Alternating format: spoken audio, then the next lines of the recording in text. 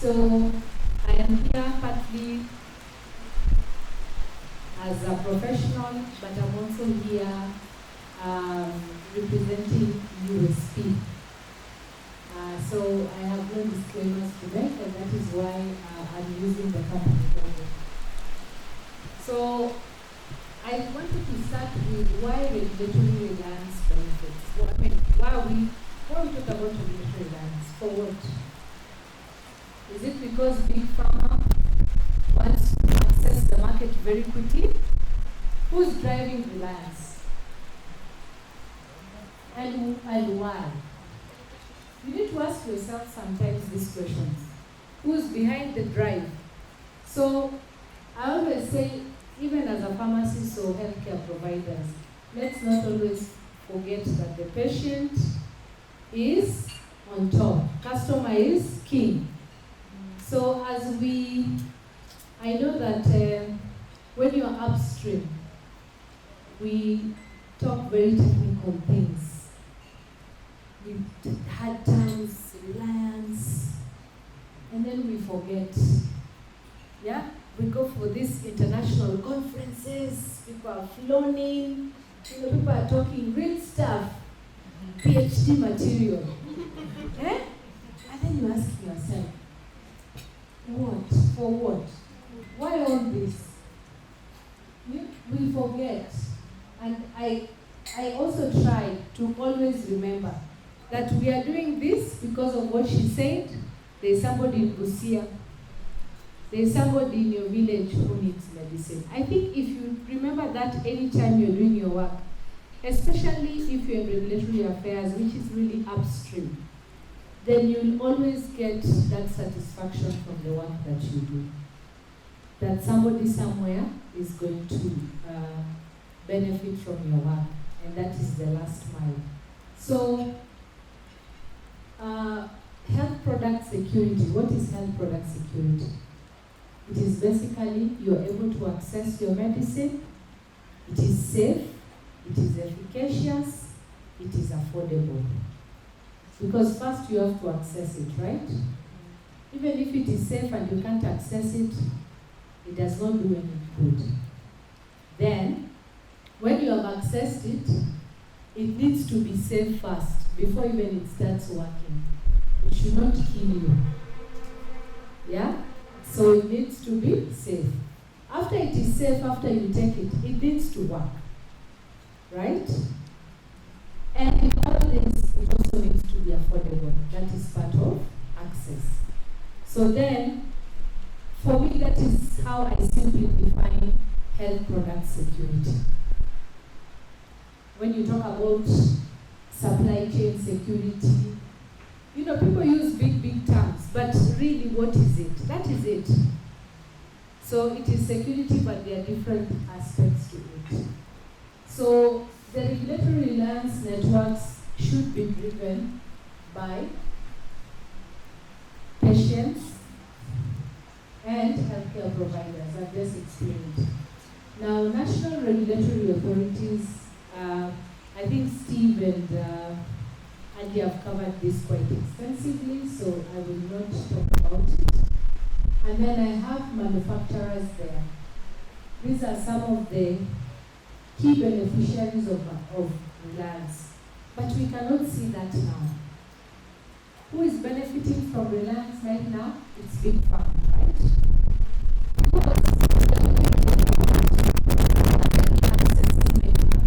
They already have those years.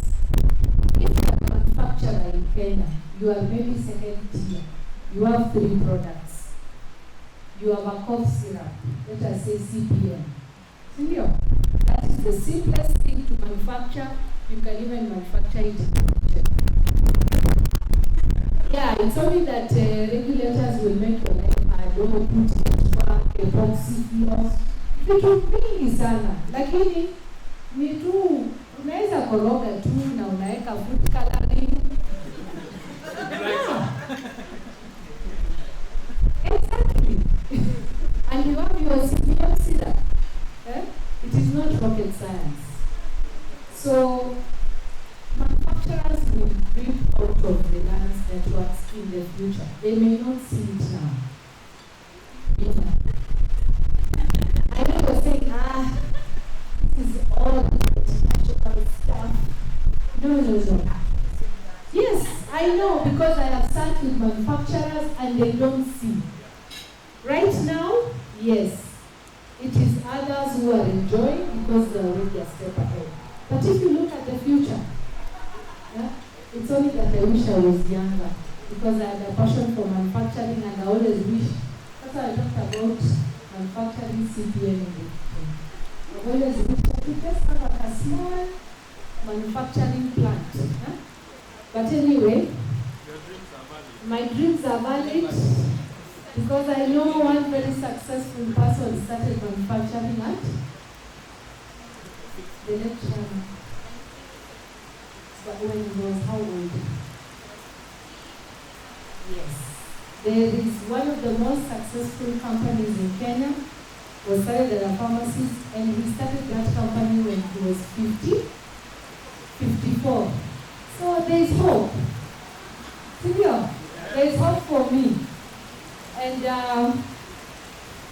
so the manufacturers, imagine if you are starting manufacturing, you're making your syrup. If you could access Uganda, Tanzania right away, let's not think far. You know, they say start at home. Yeah?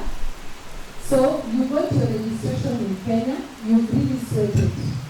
You and that young pharmacist who doesn't even know what a dossier is, because that is the person you could afford. You people are sweated back of the pattern registration. Hata hiyo regulator waliwaonea tu huruma kidogo.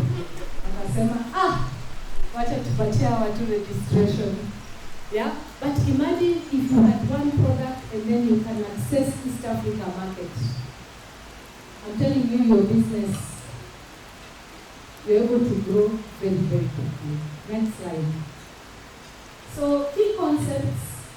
When you talk about Reliance, there are key concepts that you need to talk about recognition and others. But I won't cover the WHO part. I think I covered it. But I just want to say that Reliance is a pathway to recognition. And what is recognition? We're talking about national regulatory authorities need to recognize each other, right?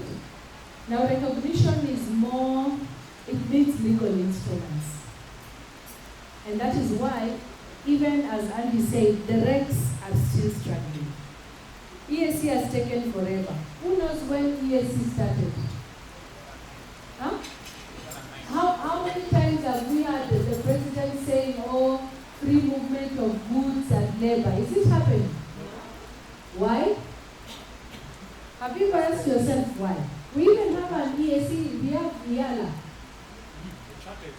Huh? The charter is there, but what is the problem? Why are the protocols not working? Huh? There's no goodwill, but at the same time, we undermine the laws. Anyway. I think you can see, it's very easy to have this on paper. But when we want to operationalize it, it is a monster in itself. So it's good to say, yes, Reliance pathways, recognition, we have regs. The one Reliance network that has worked very well is Azibona. They are moving very fast, but that is because it's being driven by the industry. It is not being driven by the governments. If it was being driven by the governments, wangekuwa wana challenges tu kama vile tuko nayo hapa NAC. And how does Reliance work? You know, Reliance is whereby the regulatory authority in one country may take into account other. It could be totality or partially. So, Miano here is country Miano, country Juliet. If I say I'm relying on Miano, it could be unilateral, meaning he's ahead, so I rely on what he does. But it doesn't mean I have to rely on everything, right? I can choose to only rely on their lab testing. and say, I'm still going to do my dossier assessments. So reliance can be passion, and so it is a big deal. Just wanted to make that clear to you that when we say reliance, don't think that it is a full package. The different jurisdictions will decide what they will share. We've talked about harmonization. What is harmonization? These are key concepts. Harmonization is we're using standardized processes. Even here within EAC, who's done a CTV dossier? I'm sure it was part of the training. There is part one, the administrative. Module 1. Can you tell me within the EAC countries if there is a harmonized module 1? Module 1, 2, na hiyo ni administrative information. Box number, PO box, phone number. Is it harmonized? And why? It is purely administrative information. Purely. So you can see the challenges that we still have. So harmonization means we would say that we would have achieved harmonization if that one document is harmonized across. Then that one you have achieved harmonization. So, and that is the understanding of harmonization. And then there is convergence. You've heard of regulatory convergence. Also a key concept which plays in the reliance is that regulatory authorities now tend to pursue international standards. And therefore, you've all had the ML3, a lot of discussion of ML3, maturity level 3 by WHO for the national regulatory authorities. So it just means that if, let's say for the labs, if the labs are going for WHO qualification, I think now all the national quality control labs in East Africa are WHO qualified. Okay, East Africa, I mean the initial East Africa. So Uganda, Tanzania, Kenya, the national quality control labs are WHO qualified. I think the others are joining us. So that is sort of regulatory convergence. Now, it would be easy if these labs have the status, then it's easy for them now to develop a Reliance network because they have all reached a certain level. You see how they are playing? Next. So this is just what I was trying to explain. How the concepts play in and now how that now builds to mutual recognition. So we will just start with standard processes. You've heard of work sharing. Work sharing could be joint assessments. Those are, work sharing. Then, uncovered regional reliance mechanisms. Then there's unilateral recognition. Then finally mutual. I think mutual recognition is where, you've now achieved. Can you imagine a time when USFDA or EMA will mutually recognize something, a product that is registered by an African national regulatory authority?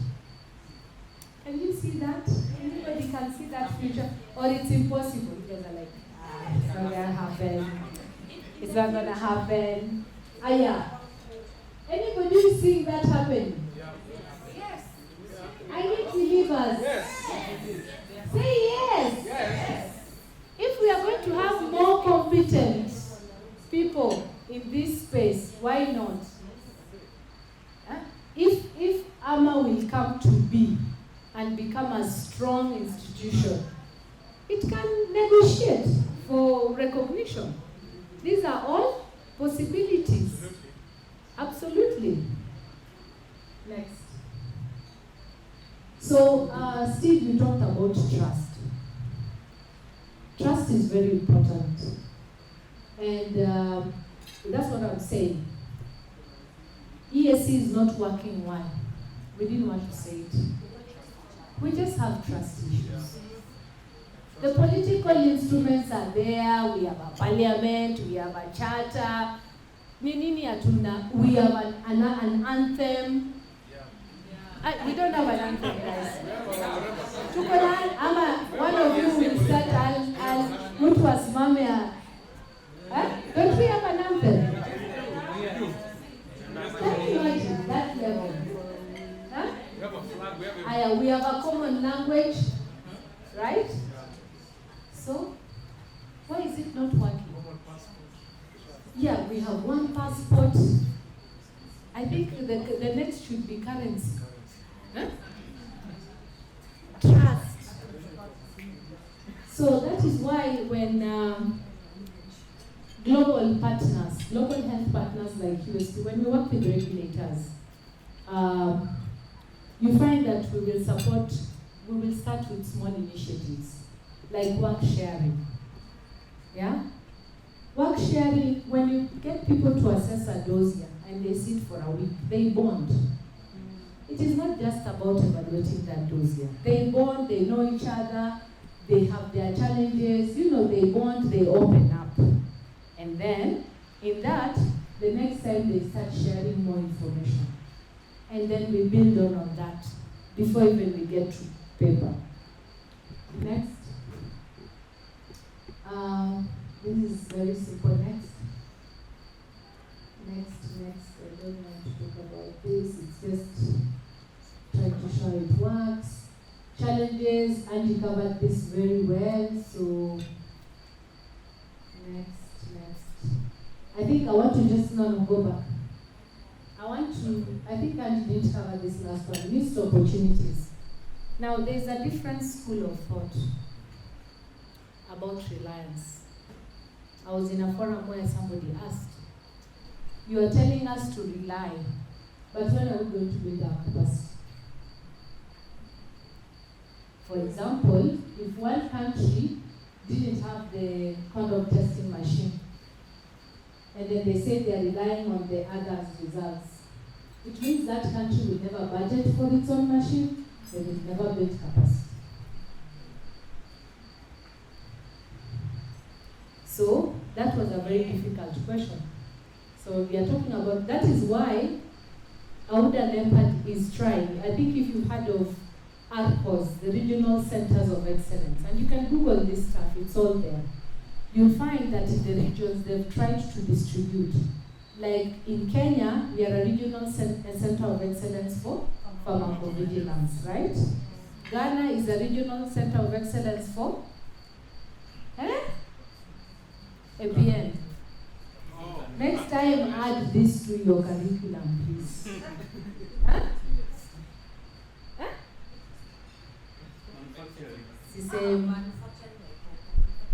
And Safra is a regional center of excellence for. Anyway, I don't want to get to it. So what we are saying is Auda NEPAD is doing that so that we spread our expertise across, okay?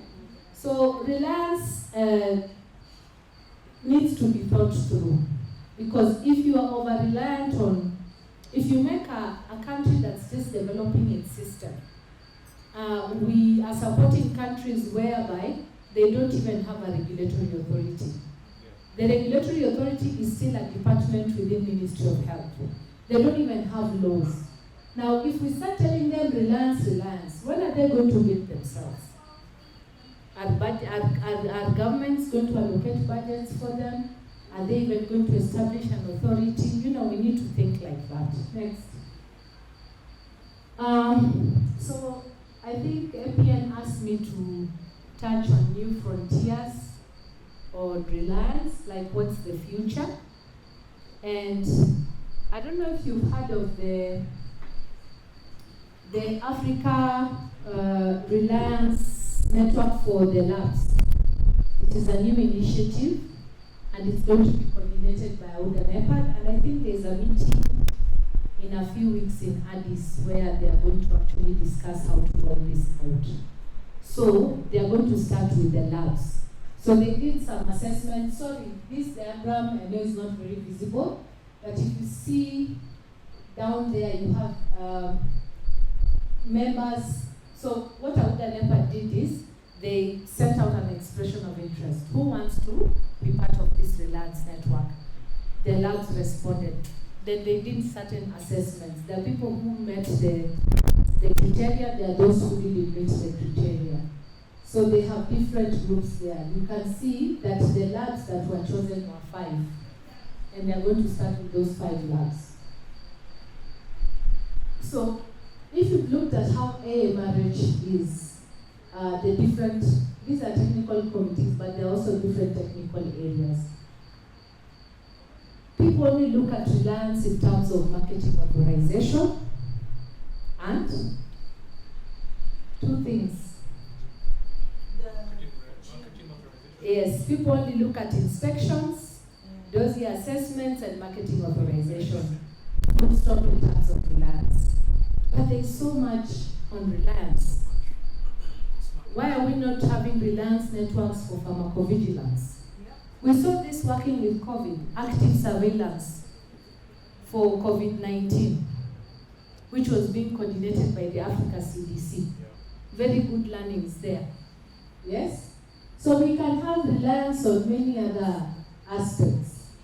PV, even on regulatory capacity development. I don't know if there's East Africa has I'm trying to get the name. There's they call it, there's an institution based in Rwanda, and it's for East African leaders capacity development. African leadership. I've just forgotten, but ESC uses it for capacity building. Now that's really a good example of even how Reliance can be in terms of capacity building. Yeah. When the global health partners like USP will not be around anymore, who's going to be doing capacity building? And that's why I congratulate APM. Because they are ahead and they have started quite early. It is now going to be Africa for Africa. Yeah. We should not be waiting for people to fly in to come and do capacity building. And I'm happy the gentleman who was saying that he does capacity building in clinical trials. He's done it a long time. And I hope your tentacles are going to be across the continent. You can open different branches and I think create that awareness with these continental bodies about what you're doing. So I think that is what I can say in a nutshell about New Frontiers. Let us not lock ourselves to GMP inspections, to dossier. And that's why I tell you it's the industry that is driving this. You see, they've already put on top, because that is what is close to heart. Next. So, as I said, I'm here representing USP. I just want to give you a brief overview. Most of you are here are pharmacists, and so usually there is very limited knowledge about USP, because I know you just know USP as reference standards. Full stop. USP reference standard. I'm a USP Pharmacopeia, the Bible, full stop. Yeah, don't worry, I used to be like you. So USP is big. We actually have a campus.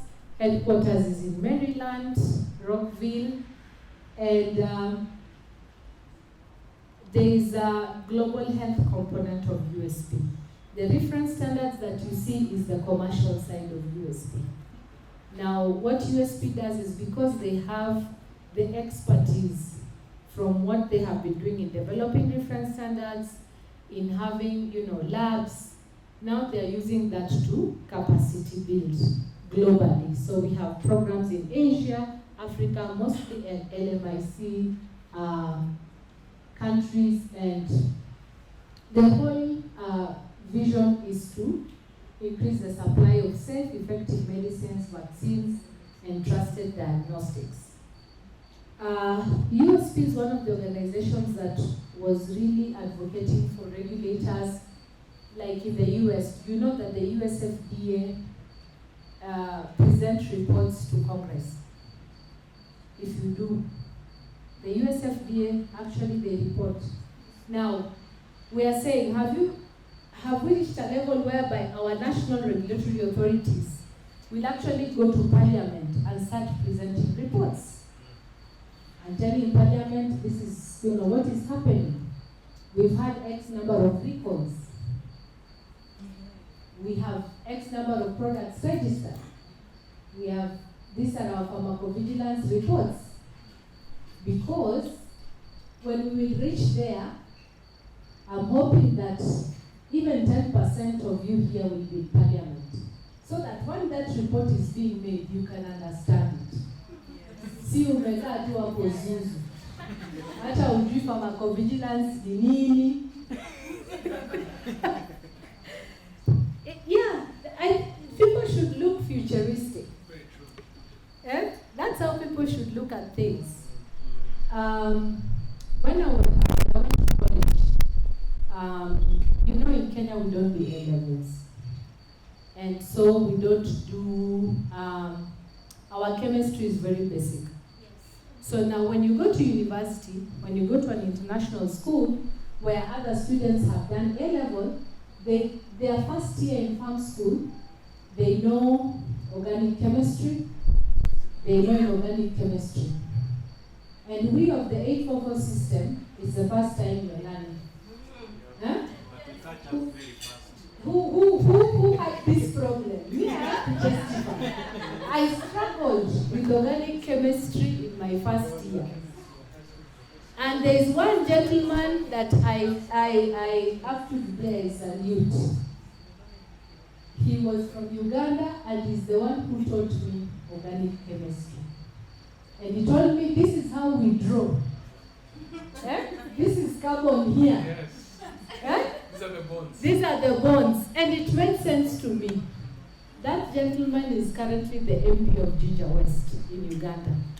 If you Google, he's called Dr. Timothy Batua. So that's what I'm saying. You never know. And now he's discussing about health issues. So again, as we say, let's not limit ourselves. You're a pharmacist, doesn't mean that you have to be stuck in the lab, in manufacturing, in that area office. You can be in Parliament, making a difference in a very different way. So I hope I have inspired you. I hope I have left you with some knowledge, some new knowledge. I'll not maybe go to the next slide, but this is just about our work, and we have a very comprehensive website.